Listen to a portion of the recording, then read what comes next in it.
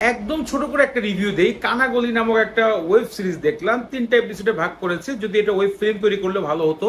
শ্যামল মওলা এটার হচ্ছে মুখ্য চরিত্রে একটা পুলিশ ইন্সপেক্টর অভিনয় করেছে, এবং এটাকে যদি কথা বলতে হয় তাহলে রাতাশা বা ইন্ডিয়া কয়েকটা এক এপিসোডের সিনেমা তৈরি হয়েছিল, আপনারা খেয়াল করেছেন, যে কিছু মেয়েদেরকে টার্গেট করে মারা শুরু করে দেয়।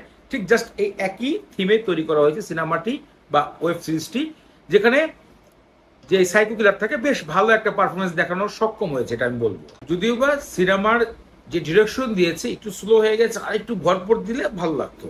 কিন্তু এই যে কনসেপ্টটা নিয়ে কাজ করা শুরু করেছে, যে এই থিমটাকে নিয়ে কাজ শুরু করেছে, এটা ভালো লাগার মতন। এই ধরনের কাহিনীগুলো মানুষ উপভোগ করে। বেশ চেষ্টা করেছে পরিচালক, বেশ চেষ্টা করেছে, এবং শ্যামল মওলা ভালোই অভিনয় করার চেষ্টা করেছে, কারণ তার অভিনয় স্কিল ভালো। মহানগরের মতো ওয়েব সিরিজে তার অভিনয় দেখেছি তো, বেশ ভালো লেগেছে। অন্তনগর নামে একটা ওয়েব সিরিজ দেখেছিলাম, সেটাও ভালো লেগেছে।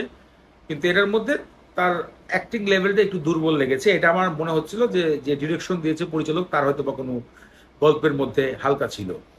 তো বঙ্গতে এটা দেখে আসলাম, আমার কাছে ভালো লেগেছে। যে খুব হাই সৃষ্টি করতে পেরেছে তা না, গল্পটা নিয়ে আগাতে পেরেছে।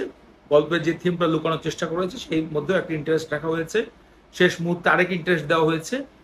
তো কানাগুলি ভালো লাগার মতো, দেখে আসতে পারেন। নতুনত্ব ফিল আসবে। বাংলাদেশে এই ধরনের কাজ করানো উচিত।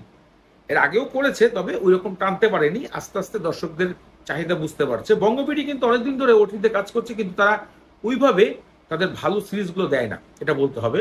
এদিকে কিন্তু চরকি তারপরে এসেই অনেক দূর এগিয়ে গেছে। তো যারা দেখেনি দেখে আসতে পারেন, ভালো লাগতে পারে।